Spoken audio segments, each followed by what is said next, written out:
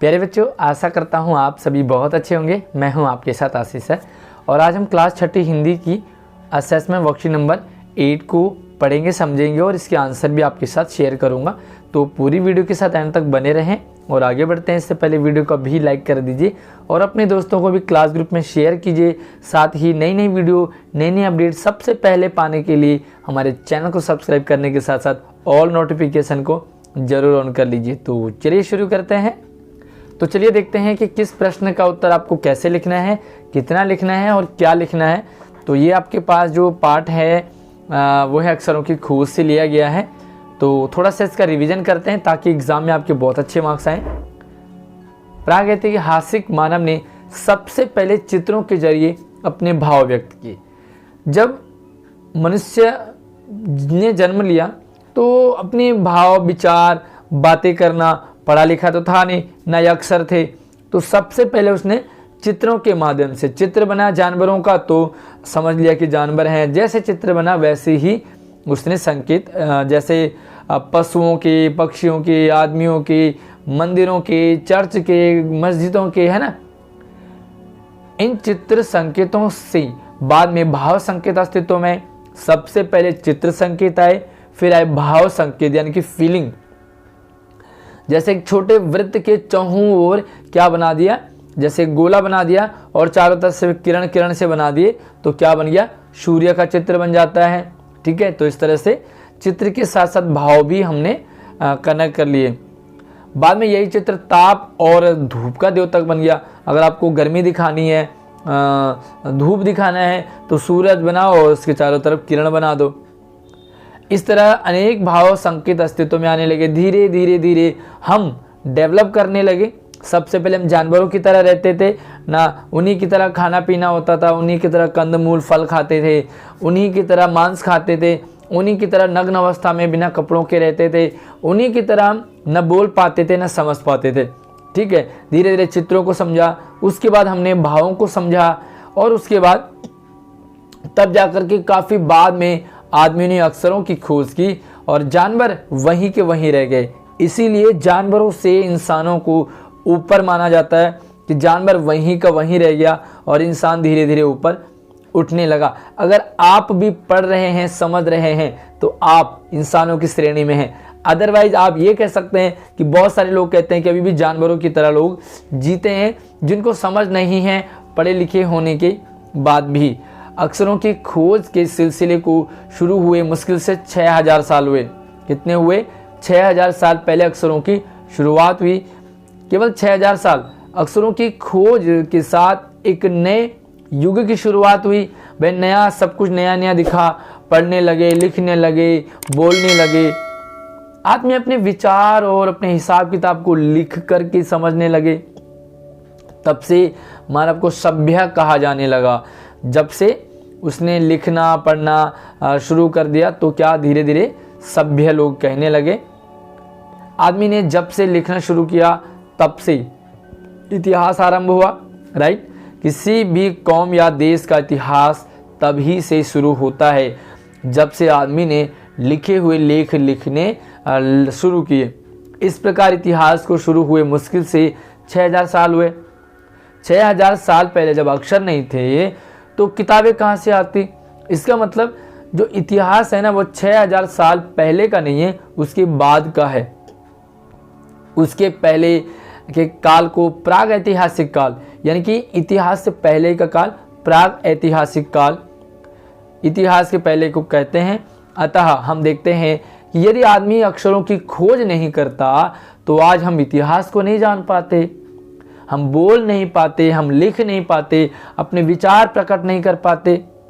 हम यह न जान पाते कि पिछले कुछ साल, 1000 सालों में आदमी किस प्रकार रहता था। आज से अगर हम 100 साल पहले बोलें, 2 साल पहले बोलें, 200 साल, 300 साल पहले, तो हमें पता नहीं चलता। इतिहास है तो हम पढ़ लेते हैं, इंटरनेट है तो उस पर आ जाता है।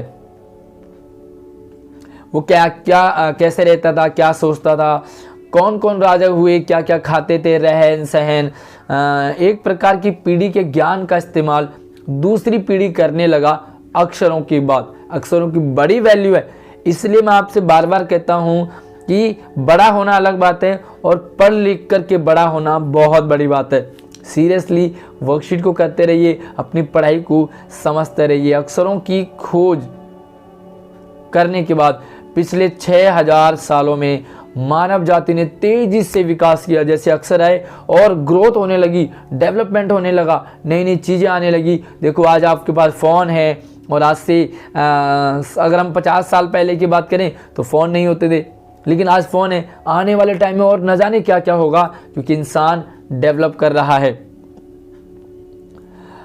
यह महत्व है अक्षरों का और उससे बनी लिपियों का। लिपि यानी कि लिखने का तरीका। अतः हम सबको अक्षरों की कहानी मालूम होनी चाहिए, उसकी वैल्यू पता होनी चाहिए।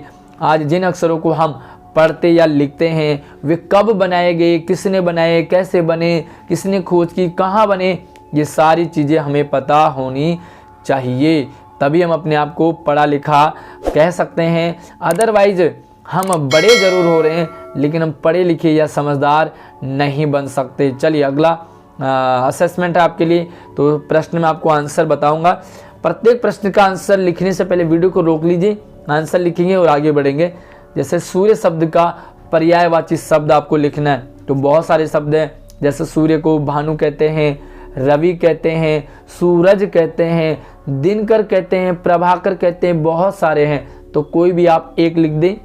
सूर्य को सूरज लिख दो, दिनकर लिख दो, भानु लिख दो या रवि लिख दो।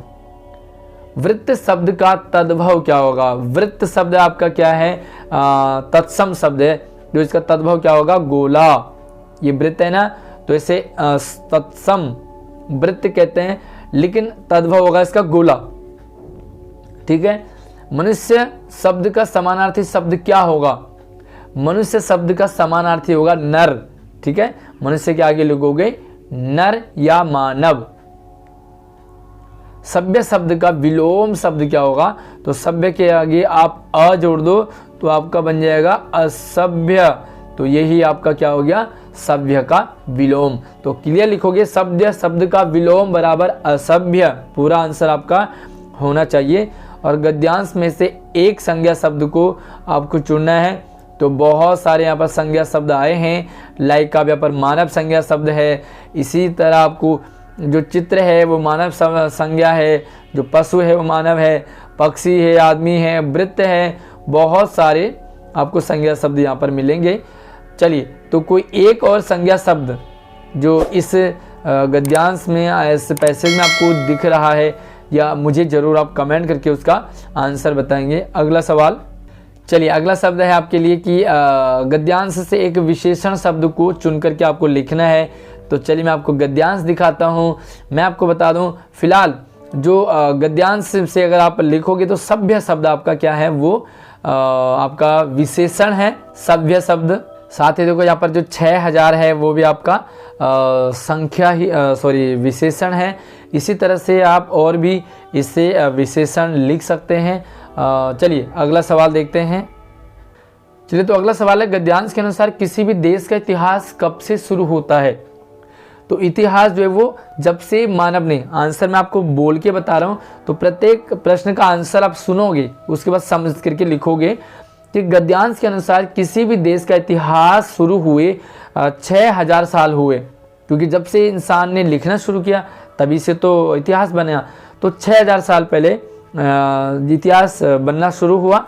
और इतिहास के बारे में 3 वाक्य लिखेंगे। तो आप लिख सकते हैं, इतिहास से हमें अपने पूर्वजों के बारे में पता लगता है। इतिहास अगर ना होता तो हम अपने पुराने किसी भी संस्कृति परंपरा को नहीं जान पाते। और इतिहास हमें जानना बेहद ज़रूरी होता है, ताकि हम ये समझ पाएँ कि हम पहले कैसे थे, आज कैसे हो गए, और हमें और आगे कितना चेंज होना है। गद्यांश के अनुसार भाव संकेत किसके बाद अस्तित्व में आए? तो सबसे पहले आपके लिए आए चित्र संकेत। तो चित्र संकेत के बाद भाव संकेत अस्तित्व में आए। राइट। चित्रों द्वारा इनका विकास कैसे हुआ? चित्रों द्वारा इनका विकास, तो देखो जैसे सूर्य का चित्र बना दिया, एक गोला बना दिया, गोले के चारों तरफ किरण बना दिए, और उसे क्या मान दिया हमने? धूप या प्रकाश का द्योतक मान लिया। तो आप क्लियर लिखोगे इसी तरह से कि गोले को बना करके उस पर चारों तरफ सूरज की किरणें तरह बना दी और उसे धीरे धीरे भाव से ले लिया हमने। ये सूर्य है और ये धूप का प्रतीक है। चलिए, गद्यांश के अनुसार मानव को सभ्य कब से कहा जाने लगा? मानव विकास के बारे में लिखिए। गद्यांश के अनुसार मानव को जब से उसने अपना हिसाब लिखना शुरू किया तब से उन्हें सभ्य कहा जाने लगा। क्लियर लिखेंगे आप, जब से उन्हें उन्होंने हिसाब लिखना शुरू किया तब से उन्हें सभ्य कहा जाने लगा। और विकास कैसे किया? तो बड़ी तेजी से विकास किया। अक्षरों की खोज के बाद मानव ने बड़ी तेजी से विकास शुरू किया और आदमी के लिखे हुए लेख कब से मिलने लग जाते हैं? कब से मिलने? जब से उसने इतिहास लिखना शुरू किया तब से अक्षरों की खोज की, तभी से आदमी के लेख जो है मिलने शुरू हो गए। तो अक्षरों के बारे में 3 वाक्य आप लिख सकते हैं कि अक्षर ना होते तो हम इतिहास को न जान पाते, अक्षर ना होते तो हम पढ़ लिख नहीं पाते, अक्षर ना होते तो हम आपस में बोल या पढ़ या समझ कुछ भी नहीं पाते। इसके अलावा कुछ और भी आप अक्षरों के बारे में लिख सकते हैं। इंटरेस्टिंग सा एक सेंटेंस अक्षरों के बारे में मुझे कमेंट करके बताएंगे और वीडियो को लाइक करके अपने दोस्तों को शेयर करेंगे। तो नई वीडियो में मिलते हैं, तब तक आप अपना ख्याल रखिए। जय हिंद।